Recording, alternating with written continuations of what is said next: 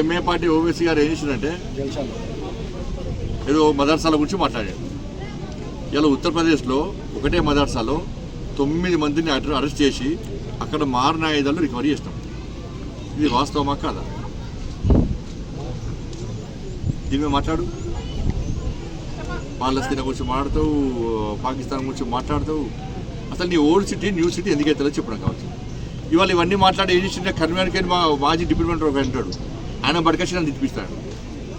నిన్ను కదా సాధన లేదు ఓవైసీకి. కేసీఆర్ గిట్టిన బండి సంజయ్ అంటే ఆడ పోరాడు అన్నాడు. కేసీఆర్ గిట్టిన అన్నాడు. పూరని తమ్మిదో చూపెట్టినాం మేము కార్యకర్తలు మేము అందరం కలిసి.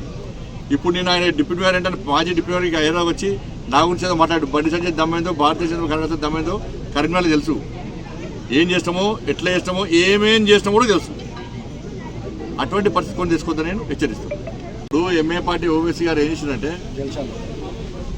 ఏదో మదర్సాల గురించి మాట్లాడాడు. ఇలా ఉత్తరప్రదేశ్లో ఒకటే మదర్సాలో 9 మందిని అరెస్ట్ చేసి అక్కడ మారణాయుధాలు రికవరీ చేసినాం. ఇది వాస్తవమా కాదా? దీని మీద మాట్లాడు. పాలస్తీనా గురించి మాట్లాడతావు, పాకిస్తాన్ గురించి మాట్లాడతావు.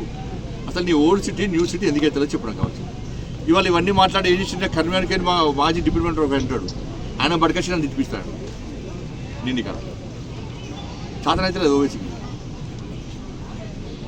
కేసీఆర్ గిట్టిన బండి సంజయ్ అంటే ఆడ పోరాడు అన్నాడు. కేసీఆర్ గిట్టిన అన్నాడు.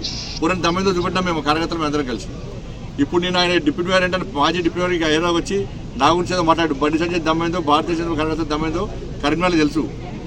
ఏం చేస్తామో, ఎట్లా చేస్తామో, ఏమేం చేస్తామో కూడా తెలుసు. అటువంటి పరిస్థితి కొని తీసుకోవద్దని నేను హెచ్చరిస్తాను.